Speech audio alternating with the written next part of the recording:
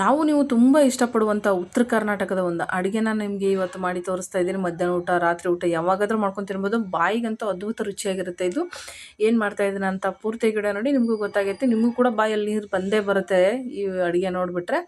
ಈಗ ನಾನಿಲ್ಲಿ ಹಸಿಮೆಣ್ಸಿನ್ಕಾಯಿನ ಒಂದು 10 ಮುರಿದು ಈ ರೀತಿ ಹಾಕ್ಕೊಂಡಿದ್ದೀನಿ, ಹುರ್ಕೊಂಡಿದ್ದೀನಿ. ಒಂದು ಅರ್ಧ ಹುರಿದಾದ್ಮೇಲೆ ಜೀರಿಗೆ ಮತ್ತು ಒಂದು ಗೆಡ್ಡೆ ಬೆಳ್ಳುಳ್ಳಿನ ಸಿಪ್ಪೆ ಬಿಡಿಸಿ ಈ ಥರ ಹಾಕ್ಕೊಡ್ರಿ. ಹಾಕ್ಕೊಂಡು ಸ್ವಲ್ಪ ಬಿಸಿ ಮಾಡ್ಕೊಂಡಿದ್ದಾದ್ಮೇಲೆ ಒಂದು ಕುಟ್ಟೋ ಕಲ್ಲಿಗೆ ಹಾಕಿ ಅದನ್ನು ಕುಟ್ಕೊಡ್ರಿ.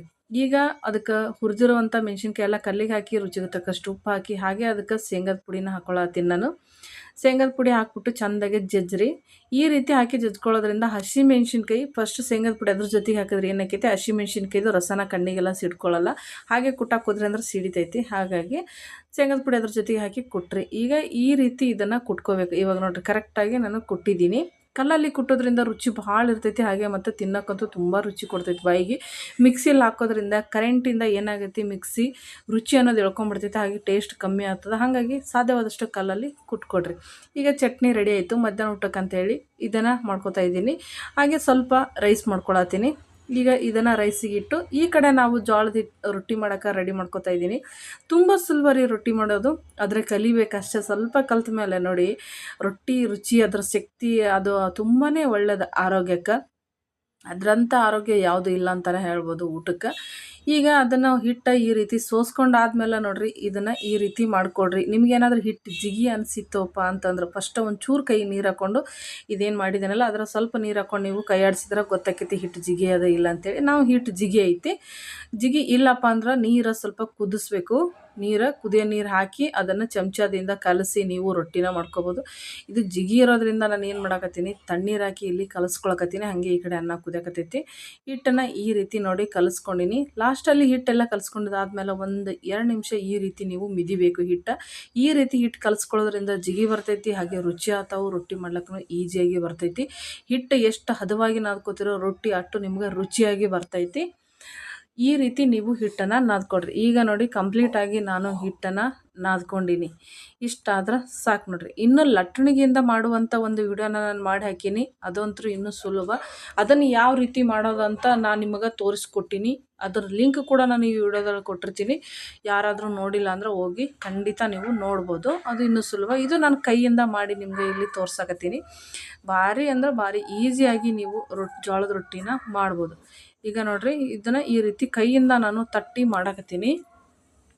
ಇದೇ ರೀತಿ ತೆಳಗೆ ಸ್ವಲ್ಪ ಹಿಟ್ಟು ಹಾಕ್ಕೊಂಡು ಫಸ್ಟ್ ಒಂದು ಕೈಯಿಂದ ತಟ್ಟಿ ಇನ್ನೊಂದು ಕೈ ಸೈಡಿಗೆ ಹಿಡ್ಕೊಂಡು ಈ ರೀತಿ ತಟ್ಟೋದ್ರಿಂದ ಏನಾಗುತ್ತೆ ಅಂದ್ರೆ ಕೈ ಸೈಡಲ್ಲಿ ಅದು ರೊಟ್ಟಿ ಸೀಳಲ್ಲ. ಈ ರೀತಿ ನೀವು ಕರೆಕ್ಟಾಗಿ ಮಾಡಿಕೊಡ್ರಿ. ಜೋಳದ ರೊಟ್ಟಿ ಅಂದರೆ ಯಾರಿಗೆ ಇಷ್ಟ ಆಗಲ್ಲ ಹೇಳ್ರಿ, ಎಲ್ಲರಿಗೂ ಕೂಡ ಇಷ್ಟ ಆಕೈತಿ. ಆದ್ರೆ ಈ ರೀತಿ ನೀವು ಮಾಡ್ಕೊಳ್ಳೋದ್ರಿಂದ ಆರಾಮಾಗಿ ತಿನ್ಬೋದು. ಎಲ್ಲರಿಗೂ ಕೂಡ ತಿನ್ನೋಕೆ ಇಷ್ಟನೇ ಪಡ್ತಾರೆ.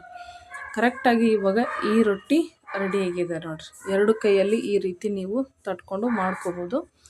ರೊಟ್ಟಿ ಹಿಟ್ಟು ನಾದೋ ಟೈಮಲ್ಲೇ ಹಂಚನ್ನು ಕಾಯಕ್ಕೆ ಇಟ್ಬಿಡ್ರಿ. ಅದು ಕರೆಕ್ಟಾಗಿ ಕಾಯಬೇಕು. ಈಗ ಕರೆಕ್ಟಾಗಿ ರೆಡಿಯಾಗಿದೆ ನೋಡಿರಿ. ಇಲ್ಲಿ ಹಂಚನ್ನು ಕಾಯಕ್ಕೆ ಇಟ್ಟೀನಿ. ಇವಾಗ ಹಂಚನ್ನು ಕಾದೈತಿ. ಇದಕ್ಕೆ ನಾವು ಇಲ್ಲಿ ರೊಟ್ಟಿನ ಹಾಕೋತಾ ಇದ್ದೀನಿ. ಈ ರೀತಿ ನೀವು ಕೈಯಿಂದ ಆರಾಮಾಗಿ ಎತ್ಕೊಂಡು ರೊಟ್ಟಿನ ಹಾಕೋಬೋದು.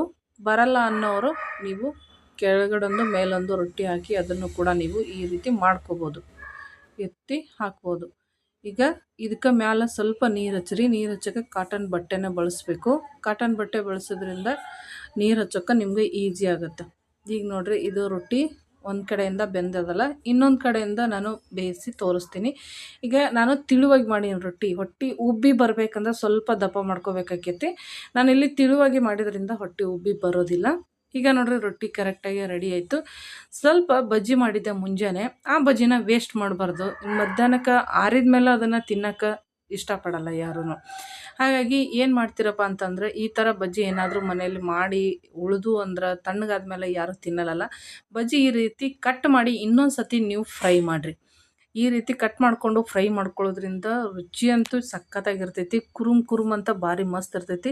ಇದನ್ನು ಮುಂಜಾನೆ ಮಾಡಿದಾಗ ಏನಾದರೂ ಉಳಿದಿತ್ತಂದ್ರೆ ಅಥವಾ ಮಧ್ಯಾಹ್ನ ಮಾಡಿದಾಗ ಉಳಿದಿದ್ದು ಸಾಯಂಕಾಲ ಟೀ ಜೊತೆಗೆ ಅಥವಾ ಮಧ್ಯಾಹ್ನ ಊಟದ ಜೊತೆಗೆ ಯಾವಾಗಾದರೂ ನೀವು ಈ ರೀತಿ ಫ್ರೈ ಮಾಡಿಕೊಂಡು ತಿನ್ಬೋದು.